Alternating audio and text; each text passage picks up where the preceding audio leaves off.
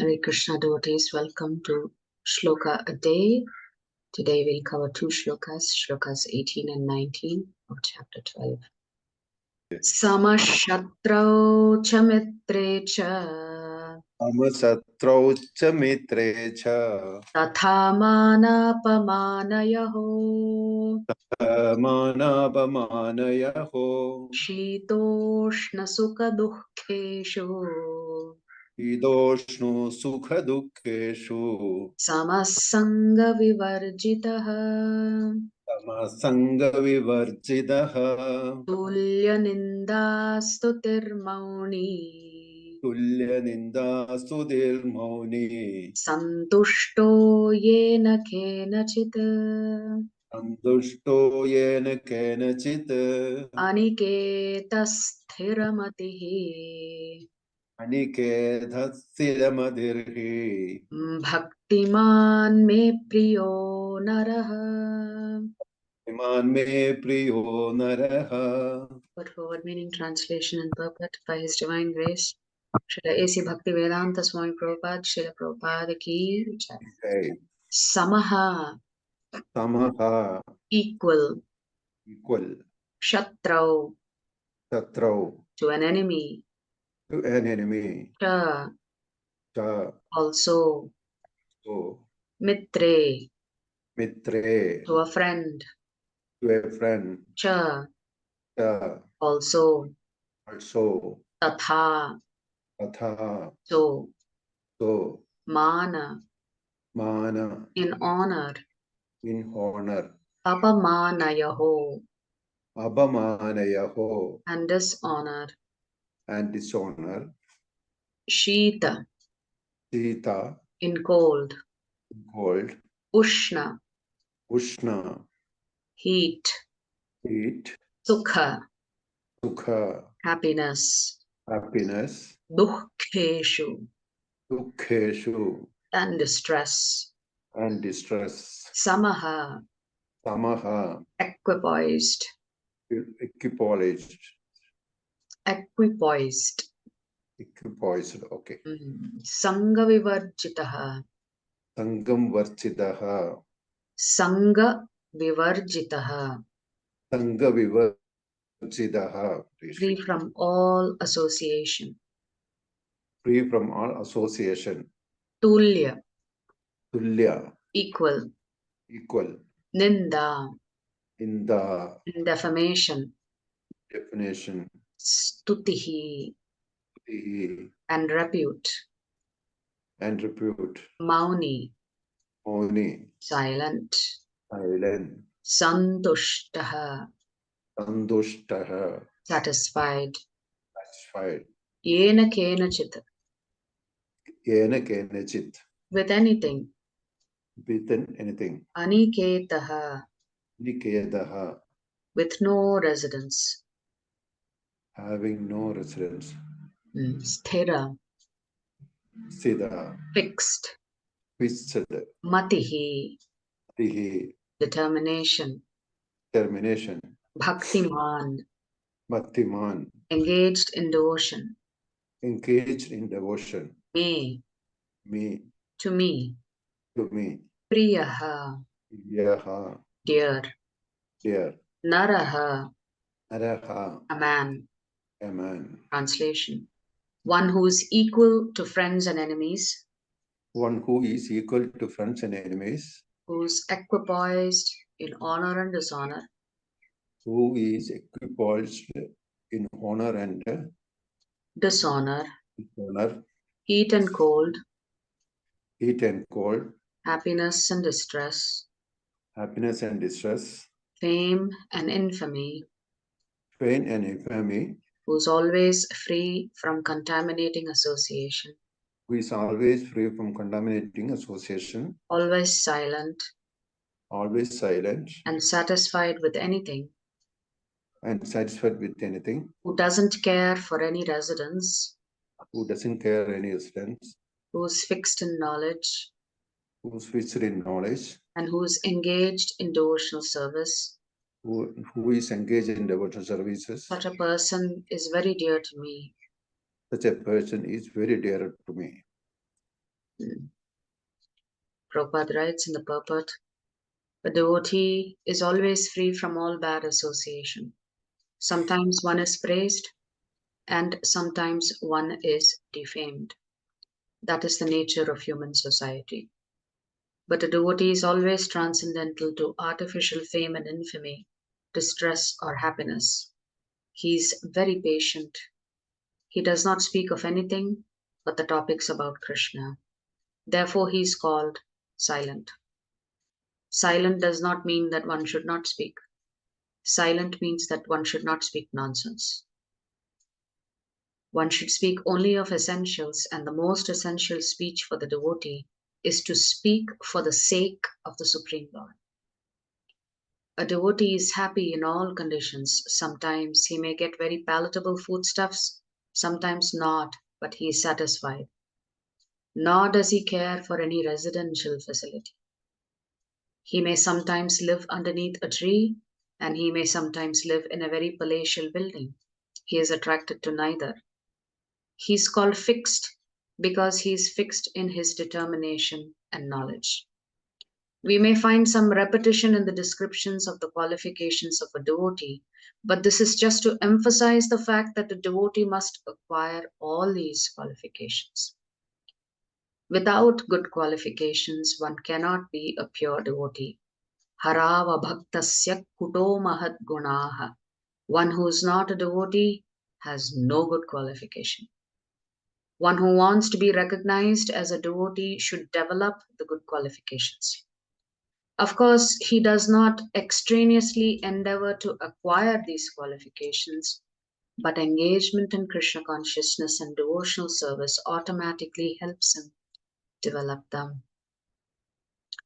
So these qualities are acquired, or you should say it surfaces. The more you practice Krishna consciousness, these qualities will be visible in you. So I remember in one of the lectures that I was listening to on the Bhagavad Gita, where it says that the three things that the devotee must always be satisfied with, and three things that the devotee should never be satisfied with. The three things that the devotee must always be satisfied with is, one is whatever prasadam that they get, they should accept it. Whether it is palatable, unpalatable, nothing matters. A devotee is happy with whatever food stuff they get for that day. The second thing that the devotee should be happy with is whoever is their spouse. They should not try to change the spouse or try to have issues with the spouse, because as per their karmic reactions, they have to accept the spouse that they are married to. The third thing that the Shastras say is devotees should always be happy with whatever wealth that the Lord has given them. They should not strive for anything more beyond that. So you should be happy with food stuff, you should be happy with your spouse, and you should be happy with whatever wealth the Lord has given you. The three things that the devotee should never be happy with is, one, we should never be happy and satisfied with the amount of charity that we are giving. Two, we should never be happy with our sadhana. Because if you're happy with your sadhana, something is wrong. You're not doing something right. And third, you should never be satisfied with the amount of service that you're doing for Vaishnavas and for the Supreme Lord, for Guru and Krishna. So these three things that you should never be satisfied with. You should be restless about your seva, about your charity, and about your sadhana. So why is Krishna's description of devotion so unemotional? Because Krishna is not exhibiting any emotions as he's describing his devotees' qualities. In the Bhagavad Gita's 12th chapter, Krishna's list of qualities of devotees, which is from Shlokas 13 to 20, don't include any descriptions of devotional ecstasy. Far from it. The list stresses the regulation of emotion as when recommending equanimity amid dualities. Why is that? Because of both devotion's essential nature and Arjuna's particular devotional service. Devotion's central feature. Many people may equate devotion with emotions or even emotionality. But devotion is the basis for our personal relationship with the divine. And relationships are about much more than emotions. While strong emotions are natural in any close relationship, they need to be subordinated to the responsibilities concomitant with that relationship. So essentially, His Grace Chaitanya Charan Prabhu is writing that we should not be overcome by our emotions. We should keep our emotions in check. Suppose a mother sees that her baby has had a major fall and is bleeding severely. Though she may feel horrified, she needs to put aside her emotions and do whatever is necessary to help the baby. Say, provide first aid and call emergency services. Similarly, in the human divine relationship, the focus needs to be on dedication to service, not on effusiveness of emotion. Emotion and feeling deep love for the Lord is very nice, but one must be occupied with service to the Supreme Lord. That is more important because we have to look upon Seva with a sense of urgency. We are trying to do the Lord's bidding, we are trying to do the Lord's work, we are trying to please the Lord. Simply exhibiting your emotions does not please the Lord. You have to be working for the Lord. Certainly, ecstatic emotions are a part of devotion, but they aren't its whole. They aren't its most important part, and they may not be at all the relevant part in particular situations. So many of us will experience some emotions when we take darshan of the deities on the altar or visiting very holy dhams. We may experience some emotions, but it is not those emotions that are relevant or important to the Lord. What is critical for the Lord is how much seva are you engaged in to try and please Him and satisfy Him. So one is devotion's central feature is service, not emotions. The second aspect that Prabhu is talking about is Arjuna's bhakti. For Arjuna on the battlefield, his emotions had obstructed his service to Krishna. So service to Krishna was interrupted because of his emotions that he exhibits in chapter 1. His agony at the prospect of fighting against his venerable elders was understandable, yet it was unbeneficial for his service.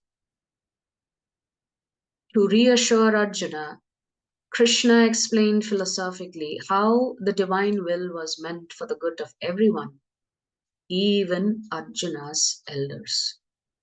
Then, wanting to raise Arjuna above his devotion sabotaging emotions, Krishna emphasized the dimension of devotion that centered on unflappability. Unflappability means you don't get disturbed.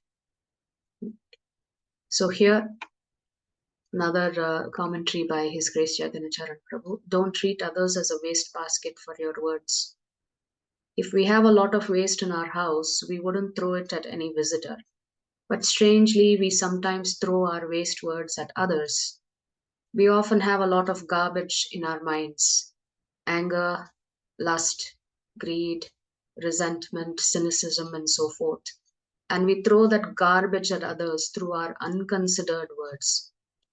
If small children speak whatever comes to their mind, people often don't take their words very seriously because they know that those children don't have any bad intention and are not mature enough to think before speaking. But if adults start speaking whatever comes to their mind, their words are seen quite differently because adults are not considered guileless. Guileless means innocent or immature like children. Their words often shock or infuriate others. When we give vent to whatever thoughts and emotions that come up within us, people have to figure out our unprocessed thoughts. That becomes a burden for them. And if our thoughts contain something offensive, they feel hurt. What if we are so disturbed that we need to vent our feelings to someone?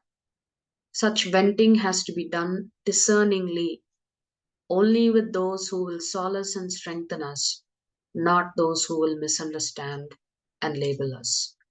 If we let ourselves become unfiltered pathways for verbalizing our inner world, people, in order to shield themselves from unnecessary burden or hurt, will stop taking our words seriously and then stop taking us seriously. The Bhagavad Gita states that a characteristic of an advanced devotee is that they stay steady amidst praise and criticism and remain silent and grave, not giving in to the urge to speak thoughtlessly. Prabhupada writes very nicely in the purport, silence doesn't mean you don't speak. Silence means you speak about Krishna. If we want others to take our words seriously, we need to invest the necessary time for processing our thoughts carefully and for learning the sensitivity for expressing them appropriately. So, in this particular shloka, Krishna is talking about the various qualities that his devotees possess. How they are equipoised, honor and dishonor doesn't mean anything to them, praise and criticism doesn't mean anything to them, fluctuations and dualities do not mean anything to them. They are always silent and they are self satisfied. They also don't care for any residence. Prabhupada explains in the purport that when he says they don't care for any residence, it simply means that they prefer to come and visit the temple as frequently as possible. The proper residence is to be in the temple. So it doesn't mean that they have to leave their physical residence and go into the forest. So when Krishna says who doesn't care for any residence, the devotee cares most about being with Krishna. So being with Krishna is their original residence. So that's the essence of this shloka. Tomorrow we will look at the very last shloka of this chapter, which will be shloka number 20. If you like our videos, please subscribe to our channel and turn on the bell notification. If you'd like to join our classes every day, please check the details in the description section of this video. We look forward to serving you.